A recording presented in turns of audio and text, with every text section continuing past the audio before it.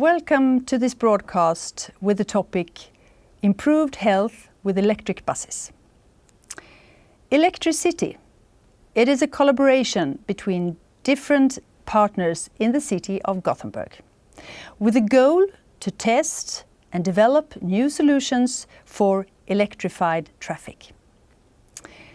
Electricity also creates new possibilities to live, build and travel in future cities. This is all what we are going to talk about.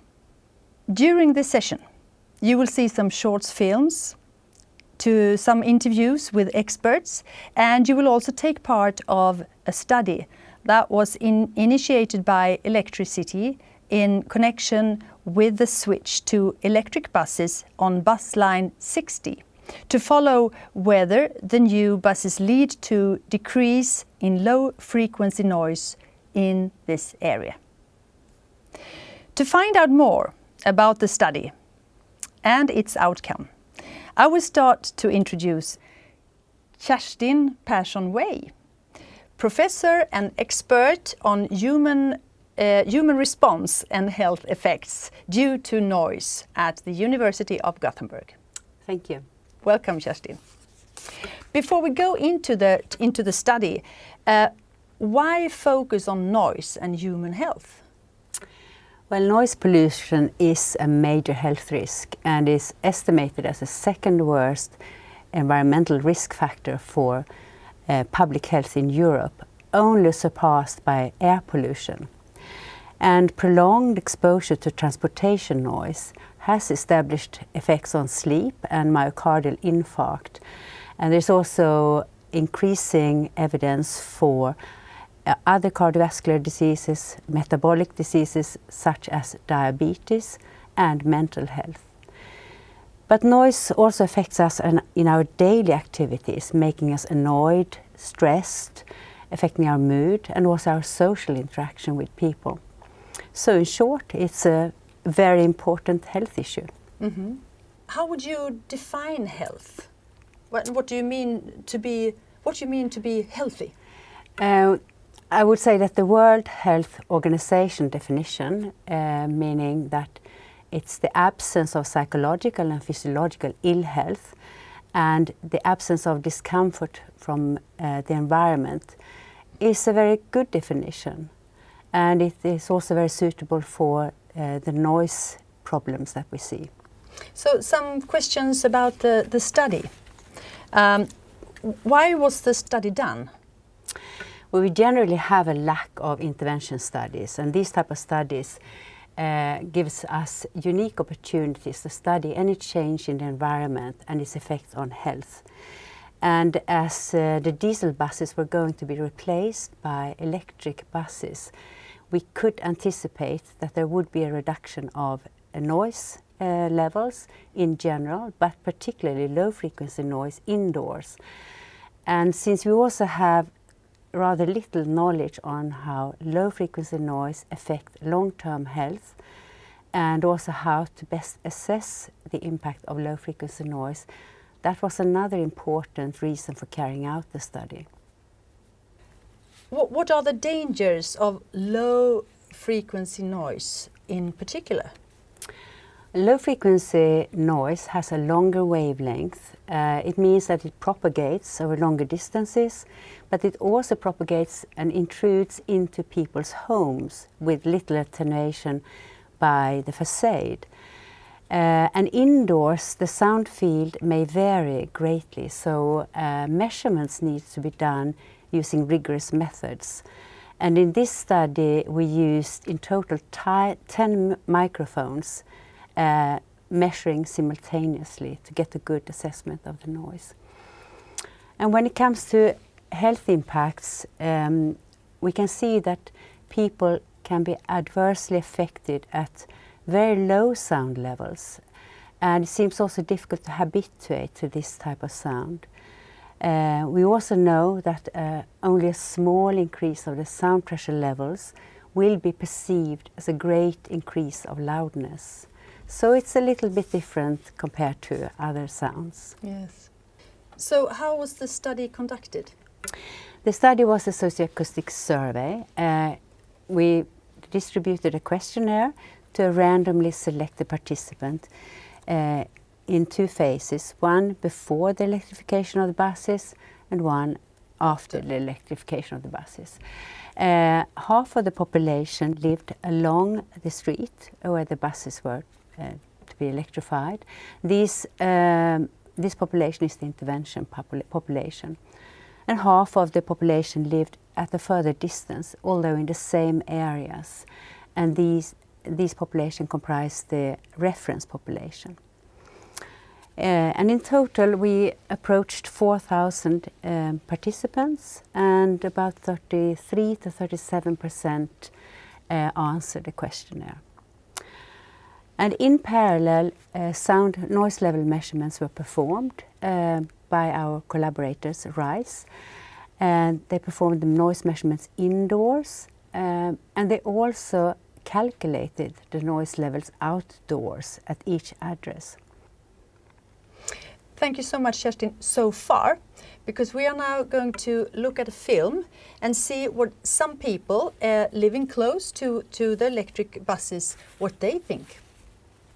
Jag har mitt sovrum mot gatan, så jag är väldigt tacksam att de går på el. Det har varit en väldigt stor skillnad om de inte gjorde det. Ljudnivån på trafiken påverkar jättemycket var jag väljer att bo. För att för mig är det viktigt att dit jag kommer hem så är det en lugn miljö. Det här breaket från all stress, den ljudliga miljön är väldigt viktig.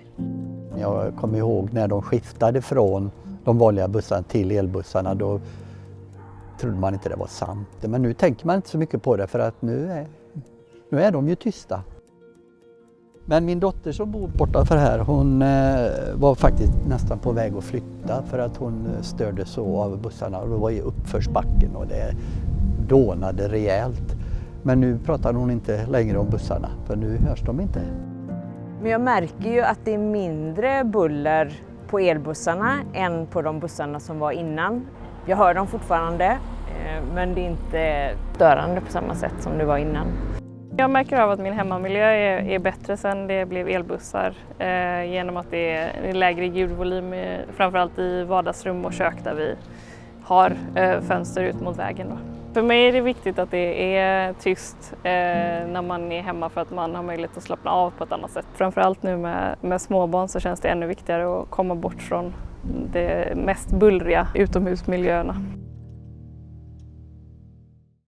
Some interesting input that comes out from this film from people living next to this electric bus route. What is Kerstin, your spontaneous comments?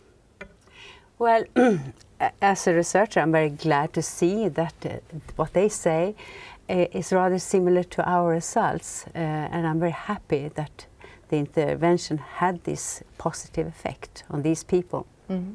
What were the results from the study? At the follow-up, we saw a rather large reduction of the low frequencies indoors, while the A-weighted level was only modestly reduced. And that was expected, as the A-weighted level does not really reflect the content of the low frequencies in the sound.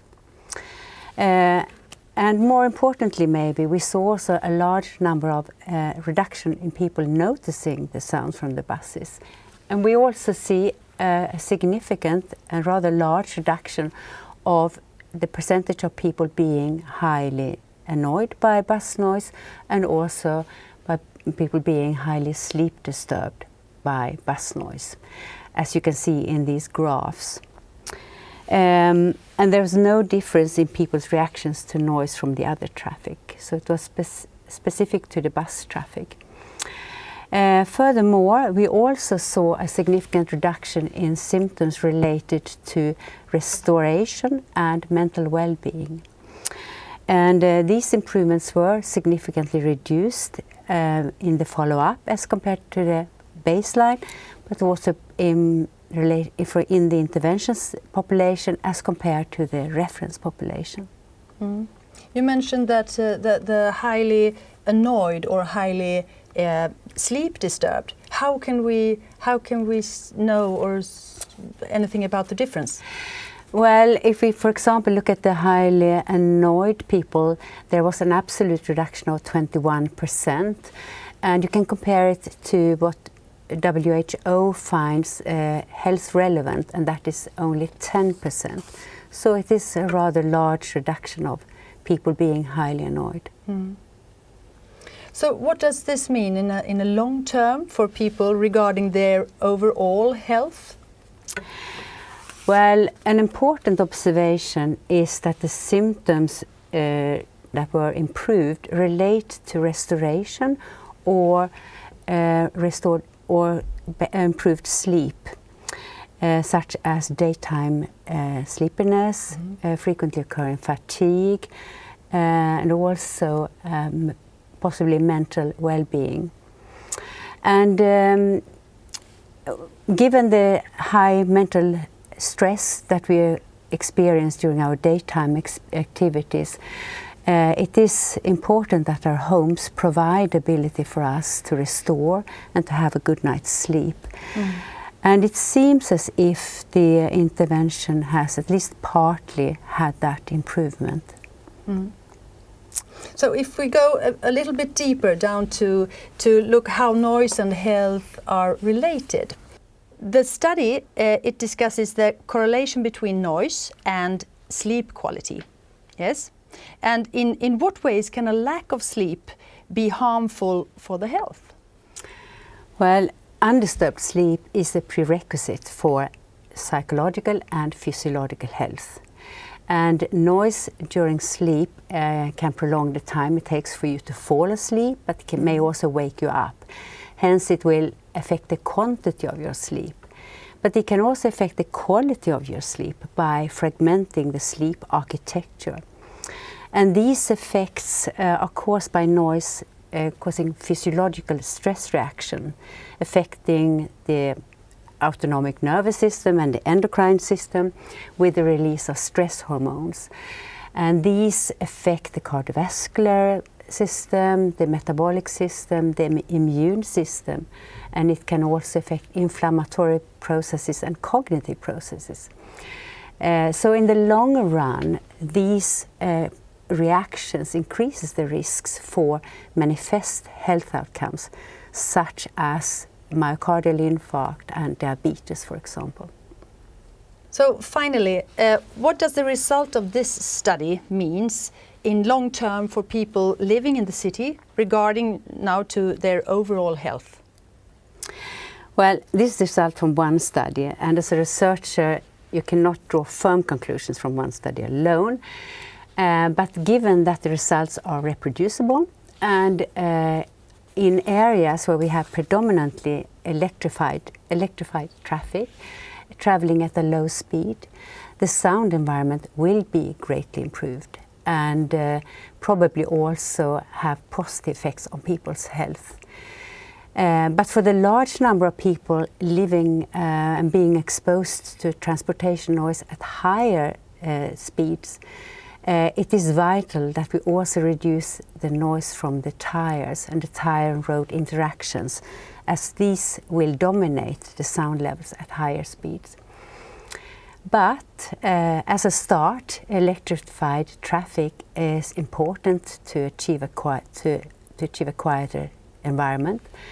But at the same time, it's important that we also act on other noise sources to obtain a sustainably healthy sound environment. Thank you so much, Kerstin Persson-Way, for your very interesting and valuable input. Thank you so much. Thank you. We will now move forward with the urban development perspective. So I would like to introduce for you and welcome Belmark Schlack, environmental analyst at the Environmental Administration in Gothenburg City. Thank you. Welcome. Thank you. Are city developers aware of the impact of noise or overall health? Yes, I would say that urban developers are very aware of the exposure to high noise levels and that it can be harmful to the health. And the urban planners are keen to ensure good environments in urban development. But there are many issues that an urban development needs to consider, and goal conflicts may occur, where sometimes the good sound environment may be lower prioritized over other issues. Mm. And are you considering noise, both in higher and lower frequencies, when developing cities? Well, we have legislation that regulates ambient noise levels acceptable for new homes. We also have different kind of guidelines for sound levels. For example, when we are planning new school and preschool playgrounds. But there are not really any special requirements for low frequencies. So when planning the external sound environment, no special consideration is given to the low frequencies. But however, we have general advice on indoor noise, which includes low frequency noise. And these advices are most often imposed within the technical design of the buildings, not so much in the early planning. Mm. We just heard Kerstin Persson-Wayne here describe why the study was done and also some results. What conclusion do you draw from the study? Well, the study shows that replacing diesel buses with electrified buses has major effects on noise. And this provides more flexibility for the city to plan public transport. So we can plan them closer to existing homes and also building new homes closer to the transportations. But of course, where the buses are driving at low speeds, of course. So what positive effects have the electric buses brought to the city and also to the residents? Well, electrification has contributed to a better sound environment, both in homes that previously have been very disturbed by diesel buses, but also outside, where we have had high noise levels, where a lot of people gather. We can see that sound environment has been improved. So what will the impact of the electrification of buses and other vehicles be on the city environment and development when it comes to noise in both short and long terms? Yeah, as I already said, in short term we can expand public transport much closer to homes. And in long term we hope that the electrification of the vehicle fleet will result in lower background levels. In the urban parts of the city, of course, where we drive in lower speeds. Thank you so much, Belma. You will join me a little bit later on, as well as Kerstin. But speaking of city development, the next film that we will show you features comments from citizens about how they think that zero noise will have an impact on future living. Let's have a look. Jag tycker det är fantastiskt att fler och fler bussar blir elektriska. Det minskar bullret både lokalt men även övergripande i hela stadsmiljön. Jag tror inte att mindre buller kommer göra att fler väljer att bo i staden. Däremot så tror jag att det skulle leda till en bättre miljö i städerna. Jag tycker att det är en bra sak att fler bussar blir elektriska och tysta. För det reducerar ju ljuden även i andra delar av stan där man ju vistas. Jag tror att om man prioriterar att se till att bullernivåerna hålls ner, så tror jag att man kan skapa det samhället och den urbaniseringen av städerna som man vill åt för ett hållbart samhälle.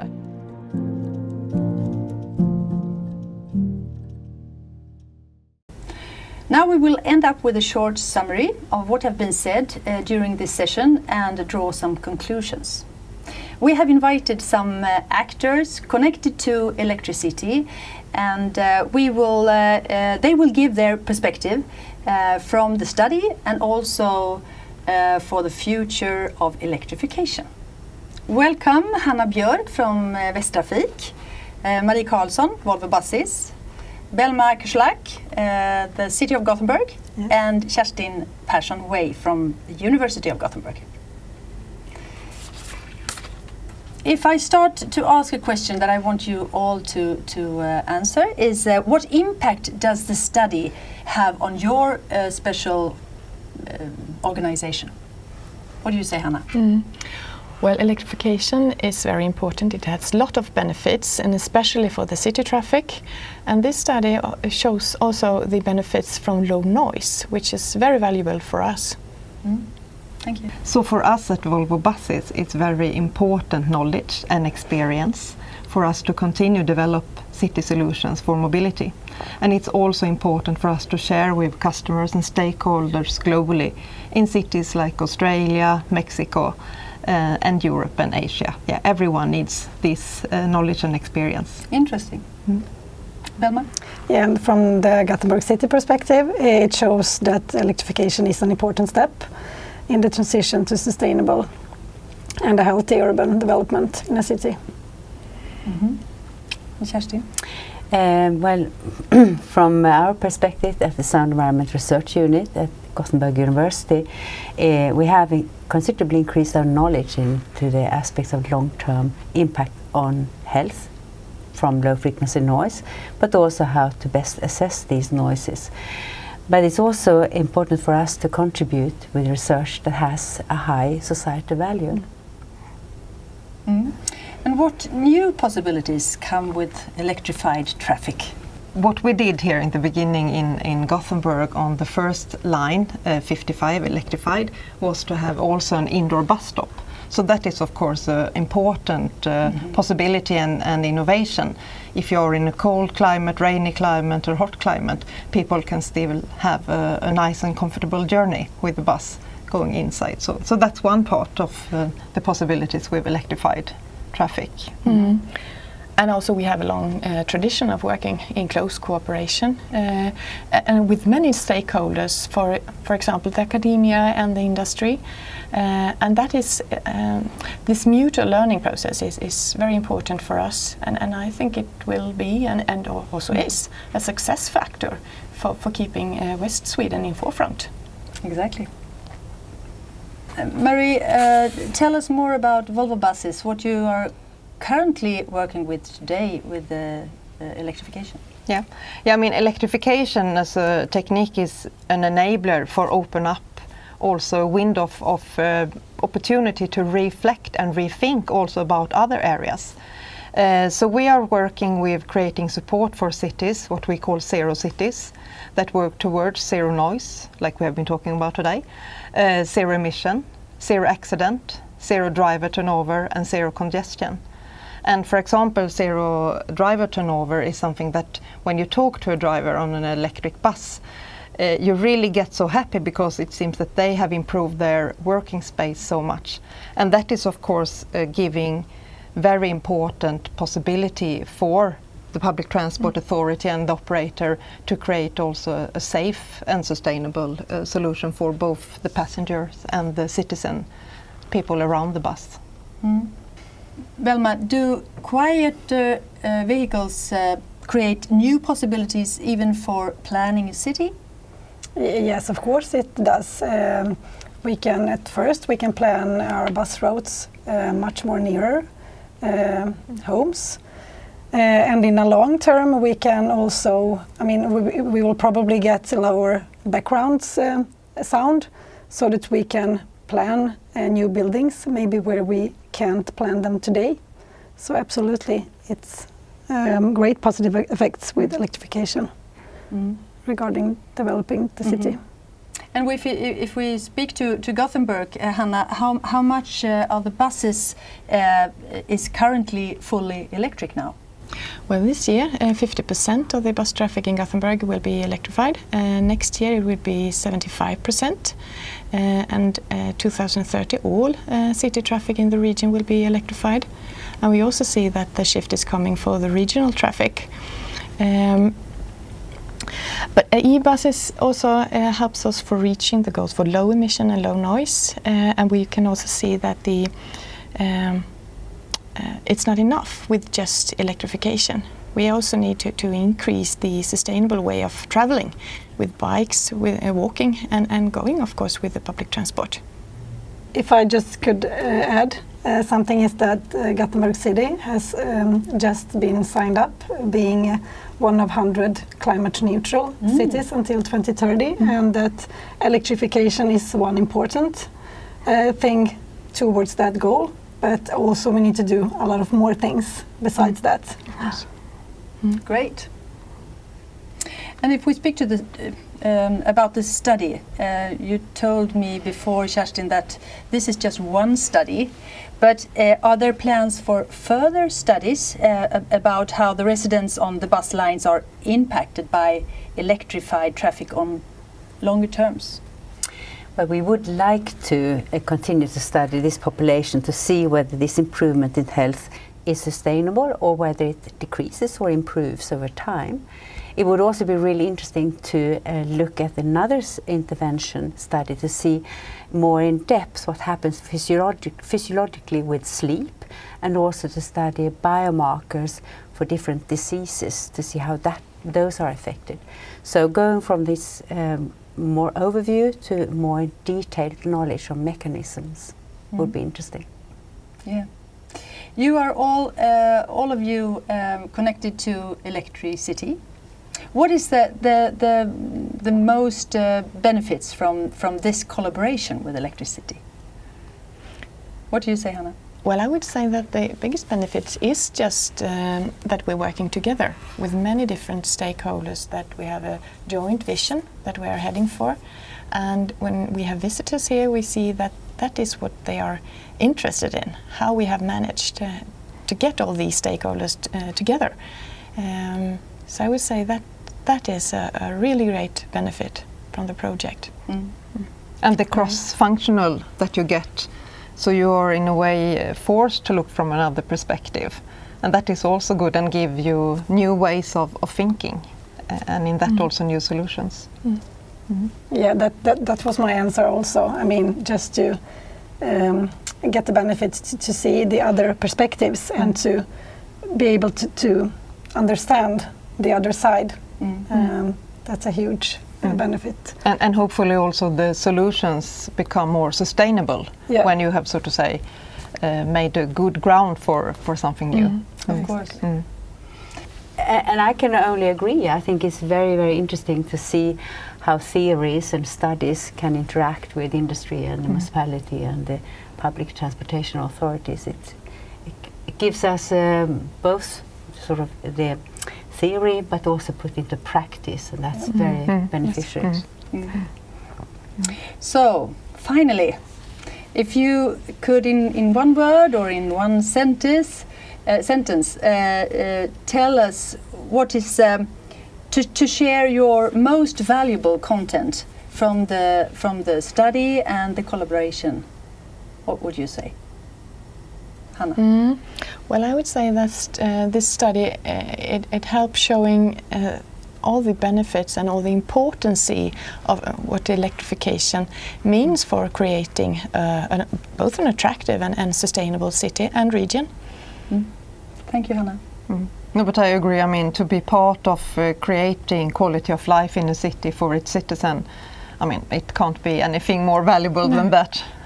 Right. Thank you. Yeah, I can only agree. And I mean, this type of collaboration is really successful. This is not the first project we do together, and hopefully not the last that has been successful.